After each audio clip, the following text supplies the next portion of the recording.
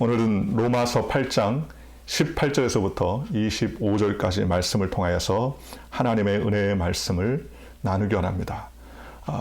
지난 토요일 날 우리가 성경 말씀 로마서 8장 17절까지 말씀 읽었습니다. 17절에 그런 내용이 있어요. 자녀이면 또한 상속자요 또한 또 곧 하나님의 상속자의 그리스도와 함께한 상속자니 우리가 그와 함께 영광을 받기 위하여 고난도 함께 받아야 할 것이다.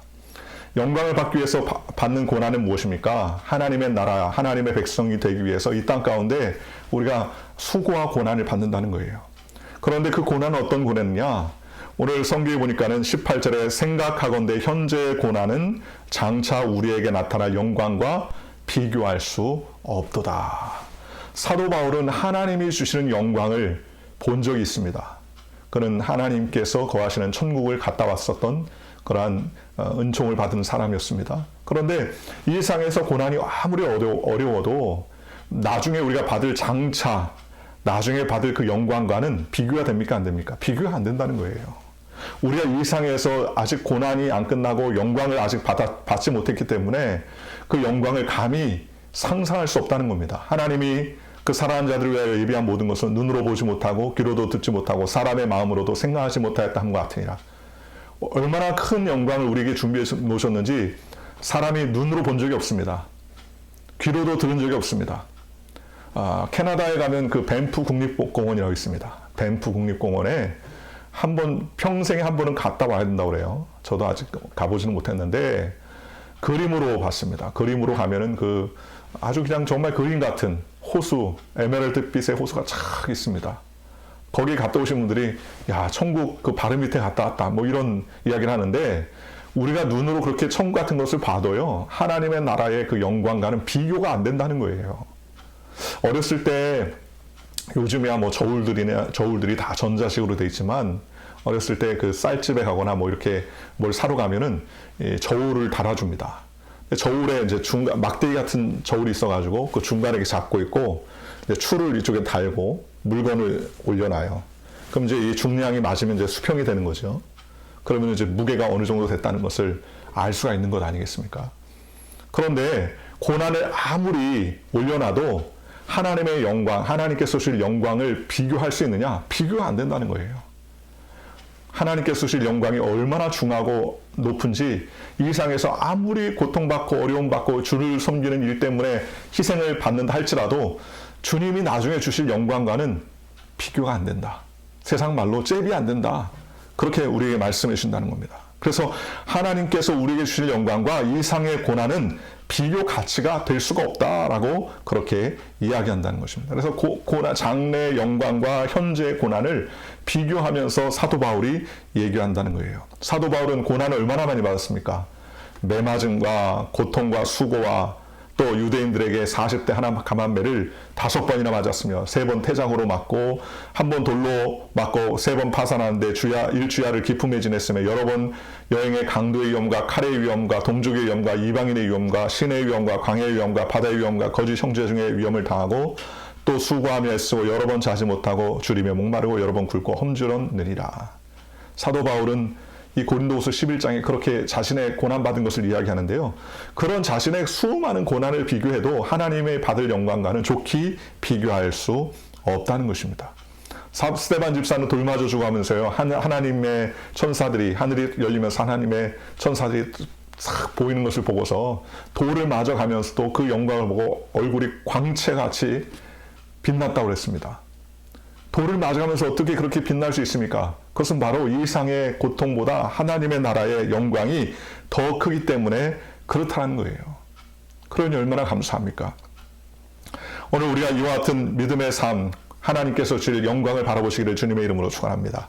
19절에 피조물이 고대한 바는 하나님의 아들들이 나타나는 것이니 피조물이 허무한데 굴복하는 것은 자기의 뜻이 아니요 오직 굴복해 하시는 이로 말미암으니라. 피조물이란 말이 뭡니까? 하나님이 창조한 모든 것을 말하죠. 영적인 우리들 말고 나무나 돌 이런 자연 만물들도 그들이 고대한다는 거예요. 무엇을 고대합니까? 하나님의 아들들이 나타나는 것이니. 즉 이 세상의 마지막이 다 끝나고 하나님의 아들들, 하나님의 백성들이 천국에 입성하는 그날을 다 사모한다는 겁니다. 왜요? 피조물들도 지금 어떻게 합니까? 허무한데 굴복한다는 거예요. 피조물이 허무한데 굴복한다. 좀 말이 좀 어폐가 있는 것 같고 좀 이해할 수 없지만 피조물이 허무한데 굴복합니다. 생각해 보십시오. 피조물이 얼마나 허무한데 굴복합니까? 그렇잖아요. 일상의 사람들이 자기의 욕심과 자기의 이익과 유익을 따라서 자연을 회송하지 않습니까? 그렇잖아요. 최건능 목사님, 옛날에 최건능 목사님이 신방을 갔는데 신방 간 집에서 닭을 삶아가지고요. 닭을 이제 내놓은 거예요. 닭죽을 해온 거죠. 닭백숙을 해온 겁니다. 그랬더니 최건능 목사님이 그 백숙된 닭을 쳐다보면서 야, 이 닭은 참 영광스럽고 축복된 닭이다. 그러면서 이야기하더라는 거예요. 그 무슨 말입니까, 목사님? 그랬더니 아니 이 닭이 세상의 강도나 아니면 사람을 도둑질하거나 남의 것을 빼앗는 사람, 못된 사람들에게 밥이 되거나 이 닭백숙이 돼서 얼마나 닭이 내 인생, 내 팔자가 참 사납다 이렇게 할 거 아닙니까? 그런데 이제 이 닭이 성도 집에 들어와가지고 귀하게 자라다가 하나님의 나라의 백성들의 영광을 위해 주님 성도의 건강을 위해서 자기 한 몸 희생해서 그들을 이제 닭백숙을 먹은 성도나 주의 종이 얼마나 열심으로 하나님을 또 찬양하고 열심으로 믿지 않는 자들을 전도하겠냐 이거예요. 그러니 이 닭은 축복받은 닭이다. 이렇게 그 최건동 목사님이 그 닭을 먹으면서 이야기를 했다는 겁니다. 그렇지 않습니까? 여러분, 부엌칼이 요리사가 잘 요리하는 데 쓰이면 보람된 칼이지만 그걸 강도가 갖고 사람들이 한다면 말없는 칼이지만 얼마나 비참하겠어요. 나 때문에 사람이 다치고 피해를 받고 고생한다면 얼마나 비참하겠습니까? 그렇지 않습니까? 피조물도 탄식한다는 거예요. 원치 않는데 그렇게 끌려가더라는 것입니다. 원래 아담과 하와가 범죄하기 전에는요, 온 세상이 하나님이 만드신 만물들이 하나님의 영광과 아름다움으로 가득 찼었는데, 근데 아담과 하와가 범죄함으로 말미암아 덩달아 같이 피조물도 어떻게 됐습니까? 가시와 저주와 엉겅퀴를 쏟아내기 시작했다고 그랬습니다. 오늘날 사람들이요, 하나님께서 주신 만물들을 관리하지 않고 자신들이 착복하고 자신들의 이익과 유익을 위해서 사니까 어떻게 합니까? 지금 온난화 현상이 생기고 빙하가 녹고 우리가 말할 수 없는 자연 현상들이 막 생기지 않습니까? 지진과 처체, 기근과 온역과 코로나 바이러스라는 이런 여러 가지 어려움들, 이런 것들이 자연이 사람을 해하고 싶어서 했나요? 그렇지 않다는 겁니다. 그러니 이런 피조물들도 허무할 때 굴복하다는 거예요. 그러면서 그 바라는 것은 피조물도 썩어짐의 종로를 탄 데서 해방되어 하나님의 자녀들의 영광의 자유에 이루는 것이다. 피조물들도 하나님의 영광의 자유에 이르게 한 것을 소망하더라는 거예요. 소망하더라는. 제가 어렸을 때 제 어머님이 목사님 신방 오신다 그러면 잔치를 준비하듯이 준비했어요. 잔치를. 사과도 이렇게 보면 이건 목사님이 먹을 사과, 요거는 우리가 먹을 사과. 내가 볼 때는 목사님 먹을 사과나 제가 먹을 사과는 다 똑같아 보이는데 어머님 눈에는 이게 주의 종이 먹는 사과예요. 아마 더 좋아 보였던 것 같아요. 구별된 거죠. 똑같은 사과지만 어때요? 대접하는 손길을 통해서 이거는 주의 종에게 드려야 되겠다 하는 그런 정성스러운 마음, 그죠? 그냥 대충 하지 아니하고 정성스럽게 준비하고, 그죠? 신방 한번 받으면 저희 집이 잔치집이 따로 없었어요. 대부분 그때는 그랬던 것 같아요. 그때는 주의 종이 와서 신방을 하면 정말 정성껏 준비하고, 우리가 밥 먹을 때 방석도 안 가르고 먹는데 방석 다 갖다 놓고 예배상 차려놓고, 정성이죠. 그렇지 않습니까? 오늘 저와 여러분도 마찬가지입니다. 여러분, 차를 사면 우리가 차 붙잡고 간절히 기도하지 않습니까? 왜 붙잡아요?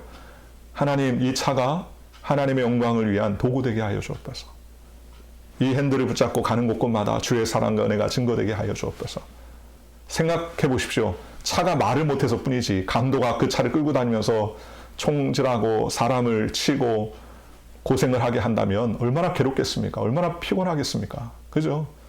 내 차 팔자야 그러면서 차가 얘기할 것 아닙니까? 그러니 피조물들도 탄식하며 고통받는다는 거예요. 하나님의 자녀들의 영광스러운 그 때를 기다린다는 겁니다. 그래서 22절에 피조물이 다 이제까지 함께 탄식하며 함께 고통을 겪는 것을 우리가 아느니라. 피조물들도 다 고통과 고난 가운데 있다는 것입니다. 그뿐 아니라 또한 우리 곧 성령의 처음 익은 열매를 받은 우리까지도 속으로 탄식하며 양자될 것 곧 우리 몸의 속량을 기다리느니라. 우리 성령의 처음 익은 열매를 받은 우리까지도 어떻게 합니까? 속으로 탄식하며 무엇을 기다립니까? 양자될 것, 즉 하나님의 자녀 될 것을 기다리고 우리 몸의 속량을 기다린다. 하나님의 천국 백성으로 이제 주님 오실 것을 바라보고 소망한다는 겁니다. 요한계시록 맨 마지막에 아멘 주여 어서 오시옵소서. 무슨 신앙입니까? 마라나타의 신앙입니다. 소망이 없어요. 주님 어서 오세요. 학수고대하고 기다립니다. 그날을 사모하고 그날을 손꼽고 그날을 기다리는 거예요. 그죠? 그러니 우리의 몸의 속량을 구달합니다. 물론 영은 구원받아서 하나님의 백성이 되었지만 아직 우리는 이 피조된 세상에서 아직 썩어질 육신의 옷을 입고 있기 때문에 때로는 넘어지고 자빠지고 하지 않습니까? 그러니 아멘 주여 어서 오시옵소서. 그 소망과 은혜를 바라보고 살지 않습니까? 24절에 우리가 소망으로 구원을 얻었음에 보이는 소망이 소망이 아니니 보는 것을 누가 바라리요. 우리가 소망을 가지고 삽니다. 어떤 소망입니까? 천국의 소망을 가지고 삽니다. 하나님께서 주실 그 천국을 바라보고 소망하며 살아갑니다. 그러니 우리가 이 소망의 구원을 얻었습니다. 소망을 가진 사람이 되었다는 거예요. 그러니 눈에 보이는 소망이 진짜 소망이냐? 그렇지 않다는 거죠. 진짜 소망이면 눈에 보이지 않죠. 눈에 보이는 건 취하면 그뿐이죠. 그러나 진정한 소망은 우리의 눈에 보이지 않는다는 겁니다. 보이는 것을 누가 바라겠습니까?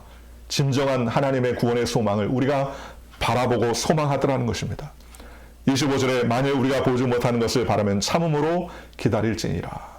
우리가 아직 하나님의 은혜를 믿음으로 경험하지만 아직 온전한 누림을 누리지 못했다는 거예요. 그러니 그런 온전한 누림을 누리기 위해서 어떻게 합니까? 우리가 그날이 될 때까지 어떻게 합니까? 참고 인내하며 기다린다는 것이죠. 그러니 우리는 주님의 구속을 기다리며 소망하는 믿음의 삶을 살 수 있도록 하나님께서 우리를 불러주셨다는 것입니다. 그러니 감사하죠. 예수님이 부활의 첫 열매가 되셨으니까 부활의 두 번째 열매, 세 번째 열매, 네 번째 부활의 수족한 열매들이 열려있어요. 그 부활의 열매가 누굽니까? 저와 여러분들 아닙니까? 육신의 장막이 무너지면 하나님의 영화로운 몸으로 변화되어 주님께서 예비해 놓으신 새 하늘과 새 땅에서 영원토록 거하게 된다고 성경 우리에게 말씀해 주셨습니다. 그러니 우리가 이 세상에서 갖는 소망은 이 세상에 썩어질 것을 갖는 것이 아니라 천국의 소망을 가지고 산다는 것입니다. 그러니 얼마나 감사합니까? 요즘에 요즘에 한국에 있는 학생들에게 물어보면 제일 뭐가 되고 싶냐? 그러면 요즘에는 이제 탤런트가 되고 싶고 연예인들이 되고 싶다고 합니다. 요즘 미국 학생들한테 물어보면요. 미국의 초등학생들을 보면 뭐가 제일 되고 싶냐면 유튜버가 되고 싶다고 그래요. 유튜버. 영상 찍어가지고 돈 많이 번다고 유튜버가 되고 싶다는 겁니다. 그죠? 그런데 세상 사람들은 인기나 이런 유명인, 명예, 물질 이와 같은 것들로 소망을 갖기 원합니다. 그러나 베드로전서 1장 24절에 모든 육체는 풀과 같고 또 그 모든 영광이 풀의 꽃 같으니 풀은 마르고 꽃은 떨어진다고 성경은 말씀해 주셨습니다. 그렇지 않습니까? 꽃은 시들고 또 지게 돼 있어요. 권세도 시들지요. 또 우리의 육신도 쇠합니다. 그러니 이 세상에 우리가 바라는 진정한 소망이 어디 있습니까? 이 세상의 소망은, 진정한 소망은 따로 없어요. 예수님이 우리의 소망이라는 겁니다. 하나님께 영광 돌리는 것, 주님 앞에 은혜 가운데 사는 것, 이것이 바로 하나님께서 우리에게 주시는 진정한 소망이라는 것입니다. 그러니 우리가 보지 못하는 것을 바라면 참음으로 기다릴지니라 그랬습니다. 하나님의 약속은 거짓이 없습니다. 사람의 약속은요 쉽게 변개하지 않습니까? 그러나 하나님의 약속은 변함이 없다고 성경은 말씀해 주셨습니다. 현재의 고난은 장차 하나님께서 주실 영광과는 좋게 비교할 수 없기 때문에 우리 이 땅 가운데서 주님을 위해서 고생하고 주님을 위해 선신하고 주님을 위해서 봉사하고 주님을 위해 선신하는 그 모든 것, 이러한 모든 것들이 하나님의 영광과 나라를 위해서 가장 귀중하게 쓰여지고 소망 가운데 쓰여진다는 사실을 기억하고 우리는 하나님의 약속을 바라보며 소망 가운데 주님의 영광 돌리는 저와 여러분들 되시기를 주님의 이름으로 축원합니다. 오늘 이 하루도 주님께서 우리를 불러주셨으니 이 하루도 하나님의 은혜 안에 복된 삶을 살며 어떤 고난과 시련 앞에서도 낙심하지 않고 하나님의 영광을 기다리며 바라보는 저와 여러분들 되시기를 주님의 이름으로 간절히 축원합니다. 기도하겠습니다. 좋으신 아버지 하나님 감사합니다. 주님, 장차 주님께서 우리에게 주실 영광은 이 세상의 그 어떤 고난보다도 더 높고 깊고 충만한 비교할 수 없는 최상급의 놀라운 축복을 우리에게 예배해 주신 줄 믿습니다. 하나님, 이 땅에서 우리가 수고하며 고난 가운데 살지라도 오직 주님만을 바라보며 능히 감당할 수 있는 소망 주시고, 오늘도 주님 이 하루를 하나님이 기뻐하시는 하루, 주님이 기뻐하시는 복된 날이 될 수 있도록 성령님 우리를 지켜주시고 보호하여 주시옵소서. 주님께서 주실 소망을 바라보고 믿음 안에 달려가실 수 있사오니 예수님의 이름으로 감사하며 기도합나이다. 아멘.